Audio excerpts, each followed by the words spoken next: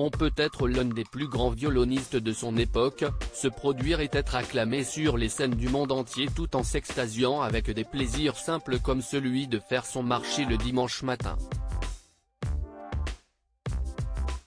Et quand Renaud Capuçon est chez lui à Paris, c'est du côté du très chic 16e arrondissement qu'il va faire ses emplettes et plus précisément au marché de Passy.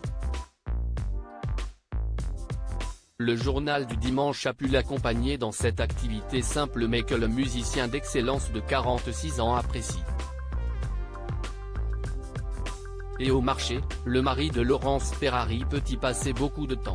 Je peux passer un quart d'heure à choisir des légumes ou 1 kilo d'oranges.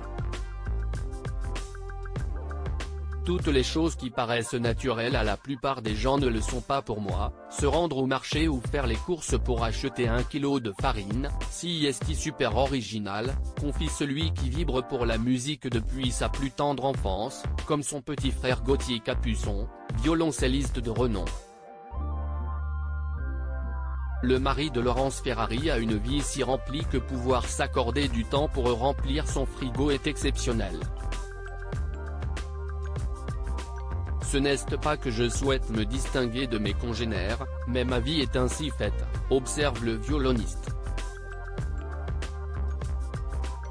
Une famille recomposée avec de grands enfants certains de ces dimanches, Renaud Capuçon arrive à les passer avec Laurence Ferrari, elle aussi très occupée en tant que journaliste pour Europe 1, CNOO et Paris Match qu'elle a rejoint il y a quelques mois en tant que rédactrice en chef du service politique, et leur fils Elliot né il y a 12 ans. Il arrive aussi parfois que les deux grands-enfants de l'ex-épouse de Thomas Hugues se joignent à eux, Baptiste né en avril 1993 et Laetitia née en mai 1995, autour d'un gigot d'agneau, après un pâté en croûte. Malgré son jeune âge, Elliot comprend les absences répétées et parfois longues de son papa. Renaud Capuçon évoque son garçon déjà très mature pour le JDD. Ce que je trouve extraordinaire dans cette vie qui n'est jamais la même, c'est qu'elle donne à chaque instant un caractère exceptionnel. Bien sûr il y a des inconvénients, on se manque et c'est frustrant, avoue Gauthier Capuçon avant d'évoquer plus précisément Elliot qui baigne depuis tout petit dans la musique et joue du piano et du violon. Mon fils a été habitué à me dire « Salut papa, tu reviens quand ? Dans 3 jours ? Alors, dans 3 jours. »